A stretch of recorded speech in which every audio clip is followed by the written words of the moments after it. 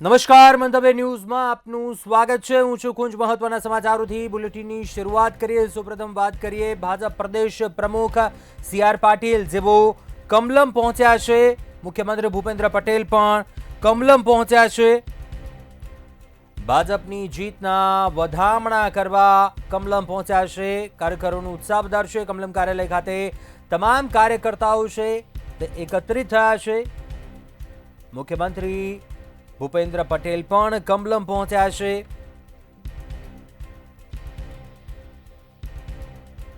ભાજપ પ્રદેશ પ્રમુખ સી.આર. પાટીલ જેઓ કમલમ પહોંચ્યા છે, કાર્યકર્તાઓને સંબોધી રહ્યા છે। શું કહી રહ્યા છે, આવું સાંભળીએ। પાસેથી આ વખતે 14નો વધારો થયો છે। 7 સીટો અમે ક્લિયર કટ જીત્યા છે, જંગી બહુમતી સાથે જીત્યા છે અને 5 સીટોની અંદર જે કેટલાક અપક્ષ છે એમણે અમને ટેકો આપવા માટેને વાત કરી છે। એના આધારે અમે કુલ 65 નગરપાલિકા એ સંપૂર્ણપણે ભારતીય જનતા પાર્ટીના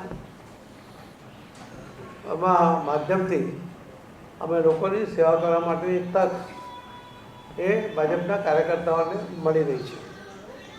તમે રિઝલ્ટનું વિશ્લેષણ કરશો તો જોવા મળશે કે લગભગ 7 જેટલી નગરપાલિકામાં કોંગ્રેસનો ખાતું પણ નથી ખુલ્યું અને બાકીના એ સીટોમાં પણ કોઈ જગ્યાએ 1-2 આવા ઓછી સીટો એમને મળી છે। એના પરથી ખ્યાલ આવે છે કે કોંગ્રેસને ઘસારો પણ જબરજસ્ત લાગ્યો છે અને મોદી સાહેબના નેતૃત્વમાં ભારતીય જનતા પાર્ટીને અને એના કાર્યકર્તાઓ પર લોકોનો વિશ્વાસ પણ વધ્યો છે। તમે જોયું હશે કે ધારાસભ્ય પોતે જ્યારે ઇલેક્શન લડ્યા નગરપાલિકામાં એમણે પણ હારનો સામનો કરવો પડ્યો।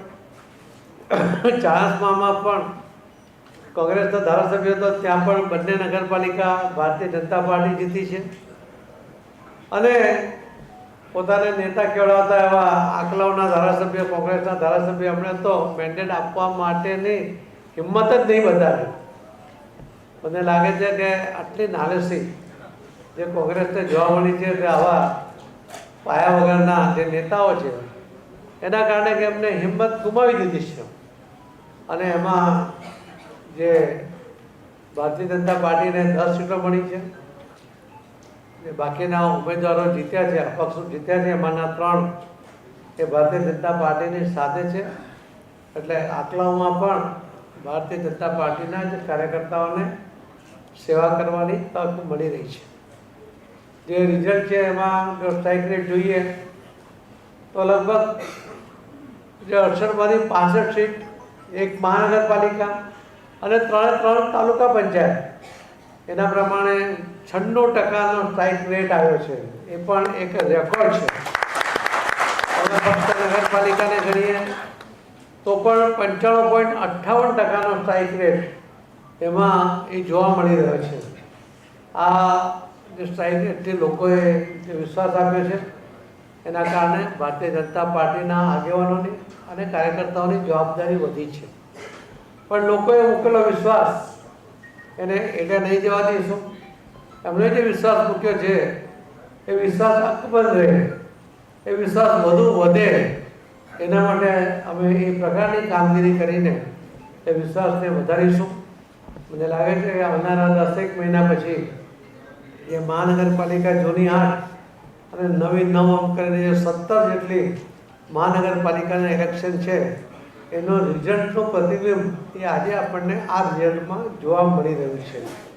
આજે ભવ્ય વિજયને કારણે અમારી જવાબદારી જે વધી છે એટલા જ માટે અમે જે જીતેલા ઉમેદવારોને પણ અને સૌ કાર્યકર્તાઓને પણ આ વિજયને વધામણા ચોક્કસ કરે, પણ જવાબદારી વધી છે, લોકોનો વિશ્વાસ વધ્યો છે, એ વિશ્વાસ જાળવવા માટેનો પ્રયત્ન પણ સાથે સાથે સભાનપણે કરે એવો અમે સૂચના પણ આપી છે અને હજુ પણ આપીશું। લોકોના વિશ્વાસને ટકાવવા, એમને વધારવા અને એમના મૂકેલા વિશ્વાસને સાર્થક કરવા માટે સરકાર અને સંગઠન બંને સાથે મળીને કામ કરશે અને આ ગુજરાતનો વિકાસ એ વધુ વેગવંતો બને એના માટેના સફળ પ્રયત્ન આપ સૌના સાથે રહીને અમે કરીશું. ફરીથી હું પ્રિન્ટ અને ઇલેક્ટ્રોનિક મીડિયાના મિત્રોને વિનંતી કરું છું કે આપના માધ્યમથી આ વિજયને લોકો સુધી પહોંચાડો અને એમને મૂકેલા વિશ્વાસને અમે સાર્થક કરીશું. એ વાત પણ લોકો સુધી પહોંચે એવી મારી નમ્ર વિનંતી છે.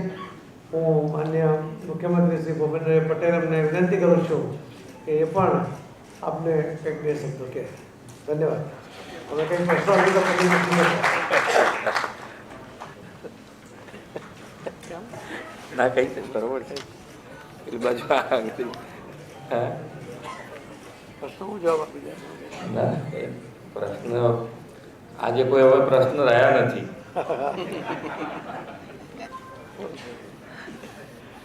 પણ આજની પ્રેસ વાર્તામાં પ્રદેશના યશસ્વી અધ્યક્ષ અને કેન્દ્રીય મંત્રી સી આર પાટીલજી, અમારા વડીલ મુરબ્બી સુરેન્દ્ર કાકા, રજનીભાઈ, વિનોદભાઈ, ગોરધનભાઈ, જયંતિભાઈ, આપ સૌ ઉપસ્થિત સૌ કાર્યકર્તાઓ, ધારાસભ્યશ્રીઓ અને પ્રેસ મીડિયાના સૌ મિત્રો, આપ સૌને મારા નમસ્કાર.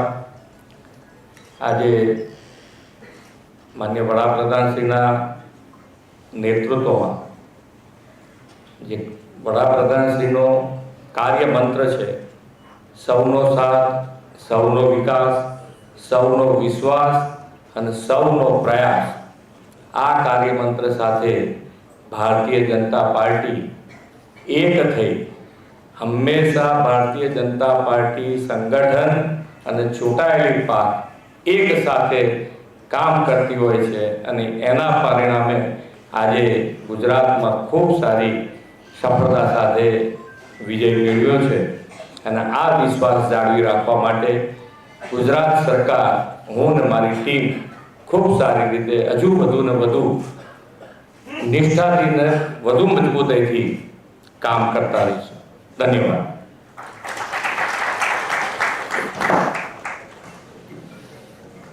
ધન્યવાદ મિત્રો. माननीय प्रदेश अध्यक्ष श्री ने केंद्रीय जल शक्ति मंत्री श्री पाटिल साहब, मुख्यमंत्री श्री ने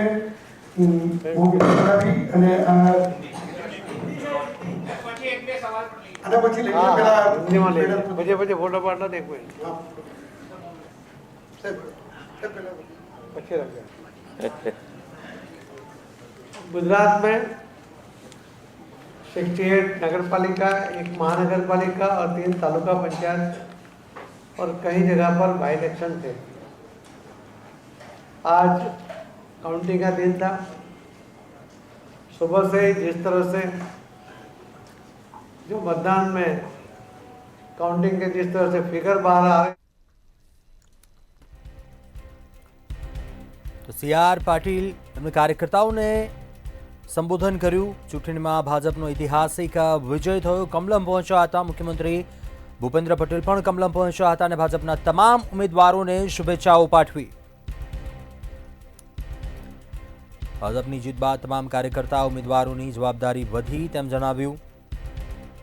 ચૂંટણી પરિણામ બાદ ભાજપની પ્રેસ કોન્ફરન્સ.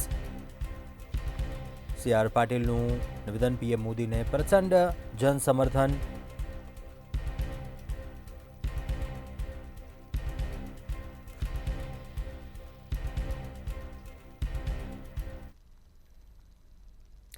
આગળ વાત કરીએ. રાજ્યમાં પ્રથમ વખત 27% ઓબીસી અનામત સાથે સ્થાનિક સ્વરાજ્યની ચૂંટણી યોજાઈ હતી. જૂનાગઢ મહાનગરપાલિકાની ચૂંટણીમાં ભાજપનો ભવ્ય વિજય થયો છે અને કોંગ્રેસની ફરી નામોશી થઈ છે. અને આ સાથે ચૂંટણીમાં ભાજપે 62 પર, જ્યારે કોંગ્રેસે 1 પર કબજો કર્યો, જ્યારે બાકીની 5 પર અન્ય પક્ષો કિંગ મેકરની ભૂમિકામાં છે. દેવગઢ બારિયા નગરપાલિકાની ચૂંટણી લોહિયાળ બની. ચૂંટણી પરિણામ જાહેર થતાં કાપડી વિસ્તારમાં કેટલાક શખ્સોએ પથ્થરમારો કર્યો. તો આ પથ્થરમારામાં 3 થી વધુ લોકોને ઈજા થતાં કાપડી વિસ્તાર પોલીસ છાવણીમાં ફેરવાઈ ગયો હતો.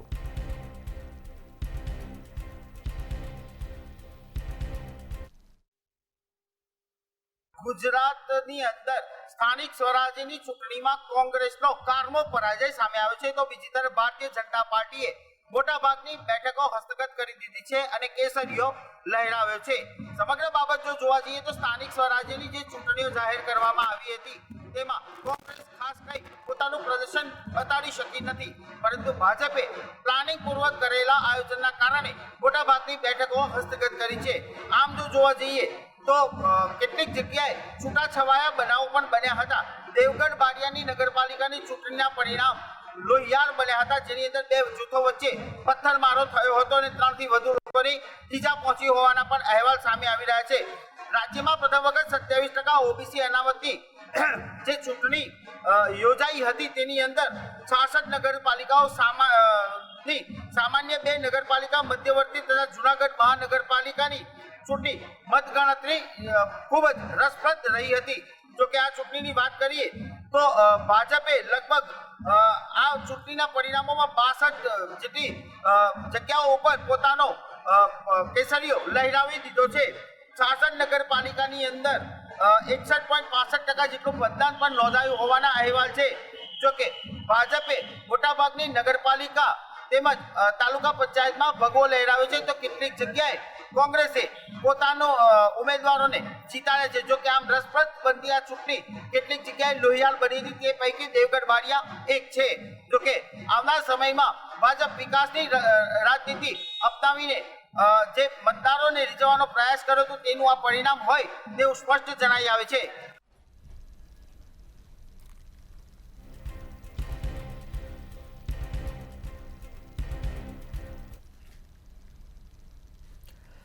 જૂનાગઢ મહાનગરપાલિકા ચૂંટણીના પરિણામો જાહેર થયા છે અને જૂનાગઢ મનપાની 60 બેઠકમાંથી ભાજપે 48 બેઠક જીતી છે, જ્યારે કોંગ્રેસે 11 અને આપે 1 બેઠક પોતાના નામે કરી છે. ભાજપની જીત થતાં ત્રીજી વાર મનપા પર કબજો કર્યો છે. જૂનાગઢ શહેરમાં 30 વર્ષથી ગિરીશ કોટેચાનું રાજકીય વર્ચસ્વ હતું. જોકે ભાજપે આ વખતે તેમની ટિકિટ કાપીને તેમના પુત્ર પાર્થને ટિકિટ આપી હતી, પરંતુ તેનો પરાજય થતાં કોટેચાના રાજકીય અસ્તિત્વ સામે જ સવાલ ઉભા થયા છે. તો બીજી તરફ જૂનાગઢ મનપાના પરિણામો બાદ વોર્ડ નંબર 8માં કોંગ્રેસના વિજયી સરઘસ પર હુમલાની ઘટના સામે આવી હતી.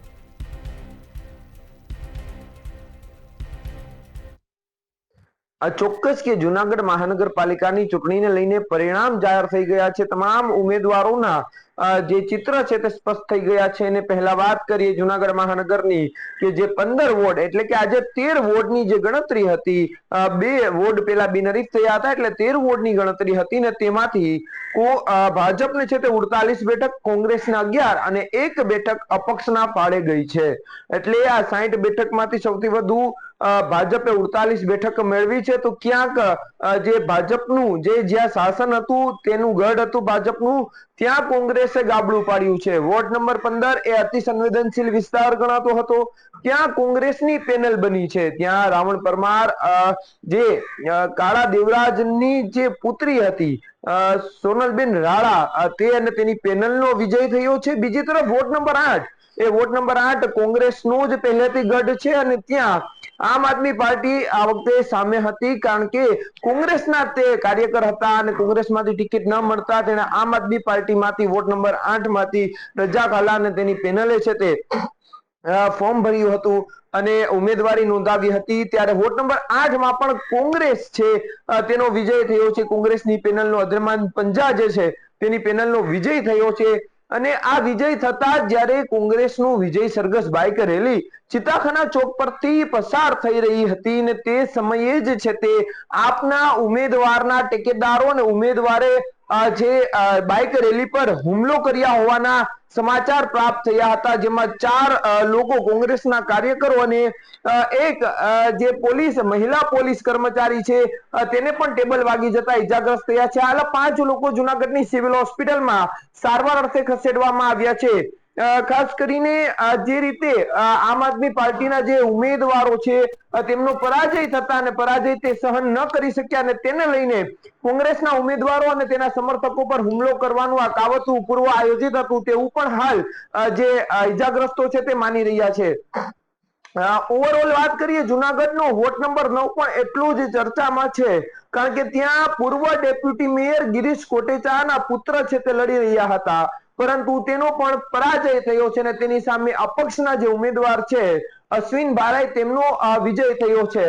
તો બીજી તરફ જે કોંગ્રેસના વોર્ડ નંબર 9 ના જે મહિપત બસિયા હતા તે મહિપત બસિયાએ એમ કહ્યું કે હું હારી ગયો તો કંઈ વાંધો નથી, પરંતુ હું જે આશાએ આ ચૂંટણી લડી રહ્યો હતો તે મારી આશા આજે પૂર્ણ થઈ છે. એટલે તેની જે આખી જે નજર એટલે કે આખી તેમનું જે તીર હતું તે પૂર્વ ડેપ્યુટી મેયરના પુત્રને હરાવવા માટેનું હોઈ શકે તેવી લોક ચર્ચા છે તે હાલ થઈ રહી છે. આજે આખા જુનાગઢમાં વોર્ડ નંબર 9 ની ચર્ચા ભારે રહી છે, કારણ કે 7 ટર્મ ભાજપની અંદર કોંગ્રેસ અને ભાજપમાંથી ચૂંટાતા આવતા એવા પૂર્વ ડેપ્યુટી મેયર ગિરીશ કોટેચાના પુત્રનો પ્રથમ વખતમાં જ પરાજય થતા હાલ આ ટોક ઓફ ધ ટાઉન આ બેઠક છે તે બની છે. ત્યારે પૂર્વ મેયરનો તે જ બેઠક પરથી છે તે વિજય થયો છે. ખાસ કરીને મતદાન છે તે 44% જેટલું થયું હતું અને લોકોને એમ હતું કે ઓછું મતદાન એટલે કોંગ્રેસની બેઠકો વધશે, પરંતુ પરિણામ ઊંધું આવ્યું છે. 48 બેઠક ભાજપને મળી છે અને જે 11 બેઠક છે તે કોંગ્રેસ પાસે છે. તો એક અપક્ષ છે તેમની પાસે એક બેઠક છે, એટલે 60 બેઠક આજે તમામ ચિત્ર સ્પષ્ટ થઈ ગયા છે. અને હાલ જુદી જુદી જગ્યાએ જે ઉમેદવારો છે તે હાલ જે વિજય ઉમેદવારો છે જેનો વિજય થયો છે તે લોકો સભા સરઘસ કરી રહ્યા છે અને ચુસ્ત બંદોબસ્ત જુનાગઢ શહેરમાં ગોઠવાયો છે. જિલ્લા પોલીસ વડા સહિતનો પોલીસ કાફલો પણ ચિત્તાખાના ચોક વિસ્તારમાં બંદોબસ્ત ગોઠવી દેવાયો છે, જ્યાં બબાલ થઈ હતી ત્યાં. અને જે 3 લોકોને ત્યાંથી રાઉન્ડ અપ કર્યા હોવાના પણ માહિતી છે તે હાલ મળી રહી છે. જી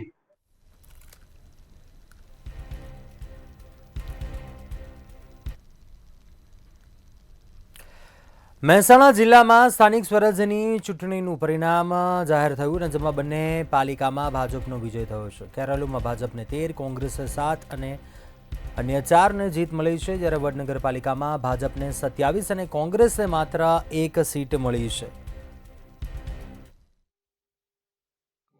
મહેસાણા જિલ્લામાં સ્થાનિક સ્વરાજની ચૂંટણી થઈ હતી ને તેનું આજે મતગણતરી યોજાઈ હતી અને વડનગર નગરપાલિકા અને ખેરાલુ વડનગરપાલિકા બંનેની ચૂંટણી હતી અને અન્ય જે પેટા ચૂંટણીઓ હતી તેનું આજે મતગણતરી હતી ને તેને લઈને હાલ વડનગર નગરપાલિકાની જો વાત કરવામાં આવે તો કુલ 7 વોર્ડ હતા અને 28 બેઠકો હતી અને તેમાં વડનગરની 28 બેઠકોમાંથી ભાજપે 7 બેઠકો બિનહરીફ જીત્યું હતું અને 21 બેઠકોની આજે મતગણતરી યોજાઈ હતી. એમાં જે વડનગર નગરપાલિકામાં ભાજપનો ભગવો લહેરાયો છે તેવું ચોક્કસ કહી શકાય.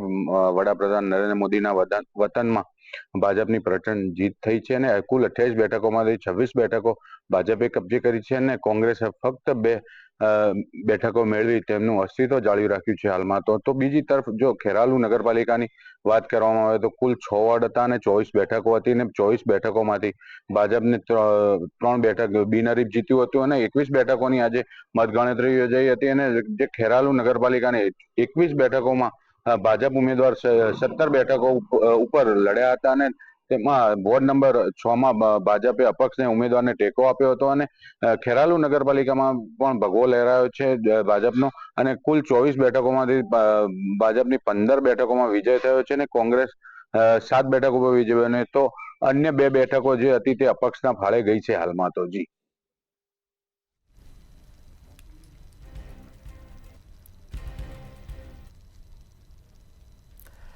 કચ્છની તમામ નગરપાલિકાનું રિઝલ્ટ સ્પષ્ટ થઈ ગયું છે, જેમાં ભચાઉની તમામ બેઠકો ભાજપે કબજે કરતા ઉમેદવારોમાં ઉત્સાહનો માહોલ જોવા મળી રહ્યો છે. ત્યારે રાપર ધારાસભ્ય વિરેન્દ્રસિંહ જાડેજાનું ભાજપ સમર્થકોએ બહુમાન કરીને વિજય યાત્રા યોજી હતી.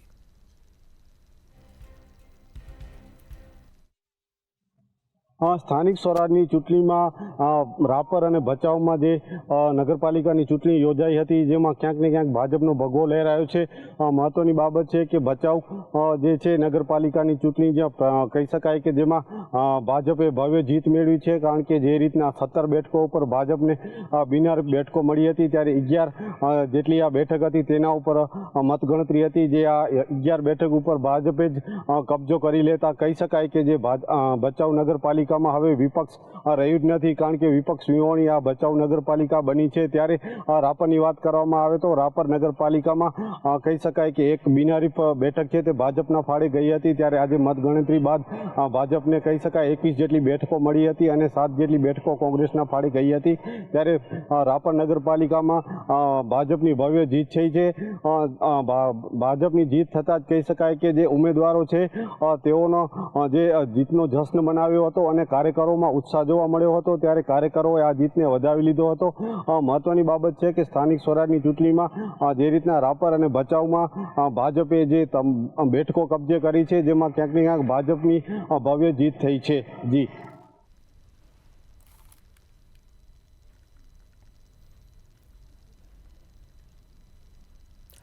સુરત જિલ્લાના માંગરોળ નજીકથી પ્રેમી યુગલ ગળા કપાયેલી હાલતમાં મળી આવ્યા હતા, જેમાં યુવતીનું મોત નીપજ્યું હતું, જ્યારે યુવકને ગંભીર હાલતમાં સારવાર માટે ખસેડવામાં આવ્યો હતો. યુવકના ગળા ઉપર ગંભીર ઘા થયો હોવાને કારણે તે હાલ બોલી પણ શકતો નથી. જ્યારે યુવક અને યુવતી સવારના સમયે એક્ટિવા પર સાથે ગયા હતા અને ત્યારબાદ કોઈ કારણોસર બંને લોહીલુહાણ હાલતમાં મળી આવ્યા હતા. ઘટના સ્થળ પરથી એક છરી અને બ્લેડ મળી આવી છે.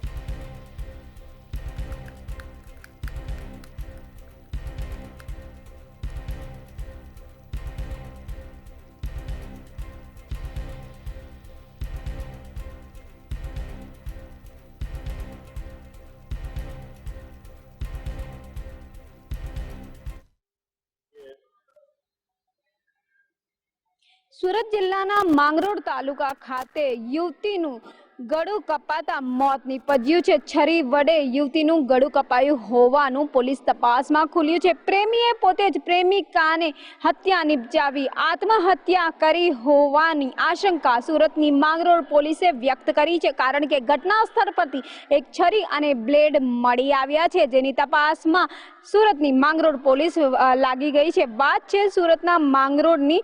સુરત જિલ્લાના માંગરોળ તાલુકા ખાતે આવેલા વાકલ ખાતે આ ઘટના બની છે, જ્યાં પ્રેમી યુગલ ગળા કપાયેલી હાલતમાં મળી આવ્યા હતા, જેમાં યુવતીનું મોત નીપજ્યું છે, જ્યારે પ્રેમીને સારવાર અર્થે સુરતની નવી સિવિલ હોસ્પિટલ ખાતે ખસેડવામાં આવ્યા છે. તો સ્પષ્ટ છે કે જે યુવતી અને જે યુવક હતા, બંને પહેલેથી જ એકબીજાને જાણતા હતા. સુરતના ગ્રામ્ય પોલીસના કંટ્રોલ રૂમમાં એક ફોન આવ્યો, જેમાં જણાવવામાં આવ્યું કે એક યુવતીનું મોત નીપજ્યું છે અને એક યુવકના ગળાના ભાગે ગંભીર ઈજા થઈ છે. આ જાણ થતાં સુરતની માંગરોળ પોલીસ વાકલ બોરિયા માર્ગ પર પહોંચી ગઈ હતી. જોતા એક યુવતીના ગળા પર ચપ્પુના ઘા થવાથી તેનું મોત થયું હોવાનું અનુમાન લગાવવામાં આવ્યું અને યુવકના ગળા પર ગંભીર ઈજાઓ થઈ હતી, જેનાથી તે તડપી રહ્યો હતો. યુવકને તાત્કાલિક સુરતની નવી સિવિલ હોસ્પિટલ ખાતે ખસેડવામાં આવ્યું હતું. બંને એકબીજાને પ્રેમ કરતા હોવાનું પણ ક્યાંક જાણવા મળ્યું હતું. ઘટના કેવી રીતે બની તેની તપાસ સુરતની ગ્રામ્ય પોલીસ દ્વારા કરવામાં આવી રહી હતી. જો કે સમગ્ર મામલો એટલે કે ઘટનાની જાણ થતાં સુરત ગ્રામ્ય પોલીસના જે સુપ્રિન્ટેન્ડન્ટ હિતેશ જોઈસર જે છે એ સિવિલ હોસ્પિટલ ખાતે પહોંચી ગયા હતા. હિતેશ જોઈસર દ્વારા સ્પષ્ટ કહેવામાં આવ્યું હતું, સવારે 9 વાગ્યાના અરસામાં વાકલ ગામથી 500 મીટર દૂર યુવક અને યુવતીની ગળાના ભાગે ઈજા થયેલી જે બોડી છે એ મળી આવી હતી. પોલીસને જાણ થતાં પોલીસ તાત્કાલિક ઘટના સ્થળે પહોંચી હતી, જ્યાં યુવતીનું મૃત્યુ થયું હતું. ફોરેન્સિક પોસ્ટમોર્ટમ માટે તેને ખસેડવામાં આવી હતી. તો બીજી બાજુ ઈજાગ્રસ્ત યુવકને સિવિલ હોસ્પિટલ ખાતે ખસેડવામાં આવ્યા હતા, જ્યાં પોલીસ તપાસની અંદર બંને એકબીજાની સાથે જ ભણતા હતા અને બંને વચ્ચે પ્રેમ સંબંધ પણ હતો. જો કે આ ઘટના બન્યા પહેલા બંનેની મોબાઈલ પર વાતચીત પણ થઈ હતી. બંને એકબીજાને વાકલ ખાતે મળવા પણ આવ્યા હતા, પરંતુ બંને વચ્ચે શું અણબનાવ થયો તેને લઈને આ ઘટના બની. પોલીસ આ તમામ પુરાવાઓ જે છે એ એકત્ર કરી રહી છે. હાલ તો એટલું જ કહી શકાય છે કે સમગ્ર મામલે પોલીસ માત્ર એટલી જ આશંકા વ્યક્ત કરી રહી છે કે જે પ્રેમી છે એના દ્વારા પ્રેમિકાની હત્યા નિપજાવવામાં આવી છે અને પોતે પણ ત્યારબાદ આત્મહત્યા કરી લેવામાં આવી છે. પરંતુ પોસ્ટમોર્ટમના રિપોર્ટ આવ્યા બાદ અને જ્યાં સુધી જે પ્રેમી છે જેના ગળા પર છરી ફરી છે તેના હજી અવાજ નથી નીકળતો. જો તે બોલતો થાય અથવા તે કંઈ કહી શકે ત્યારબાદ જ પોલીસ તપાસમાં નવો વળાંક આવી શકે છે. જો કે ગ્રીષ્મા 2 જેવી આ ઘટના બનતા ચોક્કસથી શહેરભરની અંદર ચર્ચાનો વિષય બની ગયો છે. જી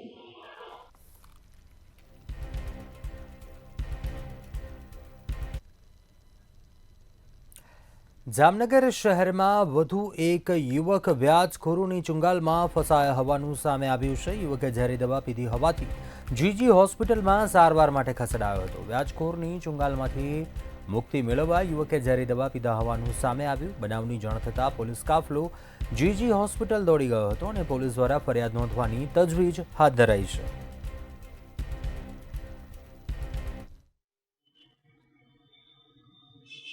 જે ચોક્કસ વાત કરવામાં જામનગર શહેરની અંદર વધુ એક જે વ્યાજખોરની ચુંગલમાં જે એક યુવક ફસાયો છે. હાલ ગત રાતના સમયે વ્યાજખોરની ચુંગલમાંથી બચવા યુવાને ઝેરી દવા પી લીધી હતી. તાત્કાલિક પરિવારને જાણ થતા પોલીસ સ્ટેશને સમગ્ર મામલો પહોંચ્યો અને તાત્કાલિક યુવાનને જે સરકારી જે જીજી હોસ્પિટલ છે જામનગરની ત્યાં ખસેડવામાં આવ્યું અને હાલ જે યુવાન છે તેમની પૂછપરછ કરવામાં આવી, કઈ રીતના શું ઘટના હતી અને પોલીસે આખરે યુવાનની તપાસ બાદ સમગ્ર ઘટના છે તેમની અંદર સામેવાળા પક્ષને જે ફરિયાદ નોંધી અને આગળની જે કાર્યવાહી કરવામાં આવી છે ને વધુ એક યુવાન છે તે વ્યાજખોરની જંગલમાં ફસાતા સમગ્ર જે પટણીવાર વિસ્તારની અંદર જે યુવાન રહે છે ને હાલ જે પરિવાર છે તેમની પૂછપરછ બાદ જે ફરિયાદી છે તેમની આગળની જે કાર્યવાહી કરવામાં આવશે।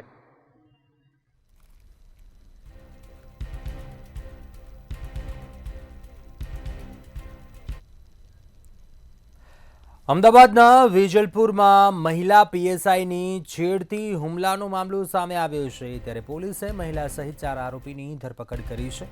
કારંજના મહિલા પીએસઆઈ ગાડીમાં હોર્ન મારતા આરોપીએ હુમલો કર્યો હતો।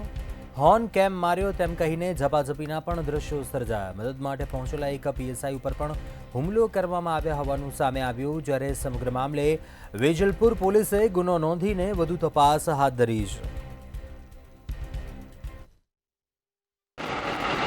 બિલકુલ જ વાત કરવામાં આવે તો અમદાવાદ શહેરમાં કાળી વિસ્તારમાં ફરજ બજાવતી મહિલા પીએસઆઈએ 4 લોકો વિરુદ્ધ ફરિયાદ છે, જે ફરિયાદ વેજલપુર પોલીસ સ્ટેશનની અંદર છે, તે અંદર નોંધાઈ છે। વાત કરવામાં આવે તો જે પ્રમાણે રસ્તા પર જે ઝઘડો હતો ને ઝઘડાની અંદર જે પીએસઆઈ છે તે પીએસઆઈ લોકોને છોડાવવા ગયા હતા અને કાયદો અને વ્યવસ્થાની સ્થિતિ જળવાઈ રહે તે માટે કામગીરી કરી રહ્યા હતા, ત્યારે તે સમયે મહિલા દ્વારા જે મહિલા પીએસઆઈ છે તે મહિલા પીએસઆઈ પર હુમલો કરવામાં આવ્યો। સાથે જ અન્ય જે આરોપીઓ છે તે આરોપીઓએ મહિલા પીએસઆઈ સાથે ગેરવર્તણૂક છે તે ગેરવર્તણૂક કરી હતી। જે મામલે સમગ્ર મામલો છે તે વેજલપુર પોલીસ સ્ટેશન ખાતે પહોંચ્યો હતો। વેજલપુર પોલીસ સ્ટેશનમાં કારજમાં ફરજ બજાવતા મહિલા પીએસઆઈએ 4 લોકો વિરુદ્ધ ફરિયાદ છે તે ફરિયાદ નોંધાવવામાં આવી હતી, સાથે જ એક મહિલા વિરુદ્ધ પણ ફરિયાદ છે તે ફરિયાદ નોંધાવવામાં આવી હતી। હાલમાં તો જો વાત કરવામાં આવે તો જે પણ વેજલપુર પોલીસે ફરિયાદ નોંધી અને કાયદેસરની કાર્યવાહી છે તે હાથ ધરી છે। જી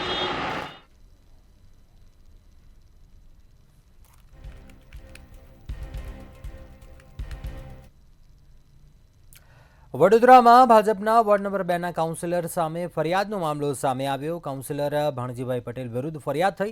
કાઉન્સિલર ભાણજીભાઈ પટેલે બજેટ સભામાં રજૂઆત કરી હતી, જમીનના તમામ દસ્તાવેજના કાગળો હોવાની વાત કરી હતી, ત્યારે સભામાં ઉપસ્થિત તમામ કાઉન્સિલરોએ સમર્થન આપ્યું હતું।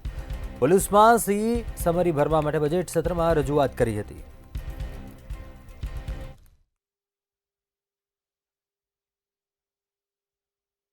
વડોદરા મહાનગરપાલિકા સભ્ય ખંડમાં બજેટ માટે ચર્ચા ચાલુ છે અને જ્યારે બજેટની ચર્ચા ચાલુ છે ત્યારે વોર્ડ નંબર 2ના કાઉન્સિલર ભાણજીભાઈ પટેલે તેમની સામે થયેલી ફરિયાદનો મામલો ઉઠાવ્યો।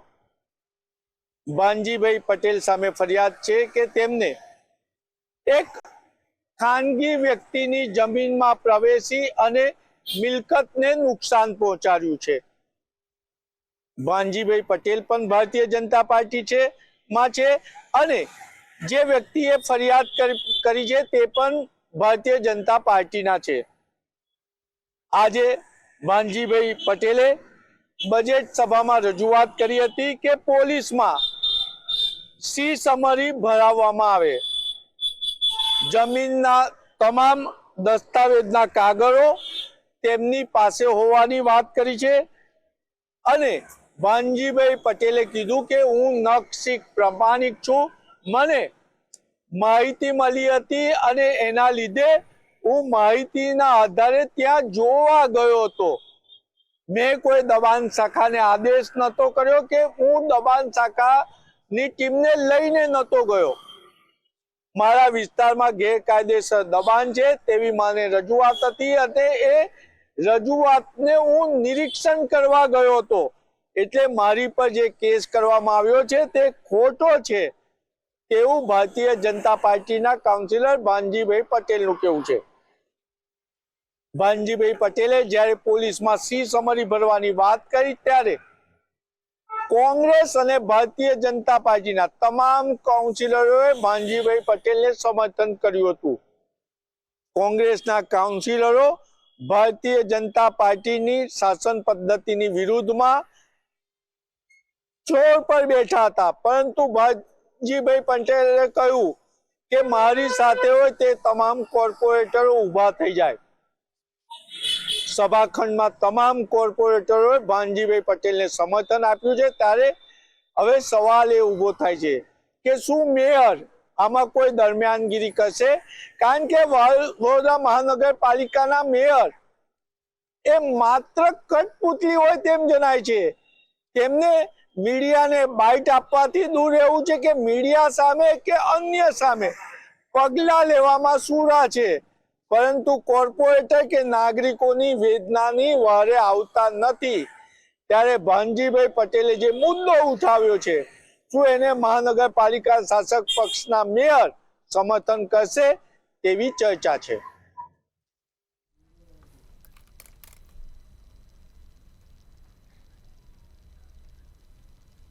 અત્યારે હાલ બુલેટિનમાં બસ આટલું. બધું સમાચાર માટે આપ જોતા રહો મંતવ્ય ન્યૂઝ. નમસ્કાર.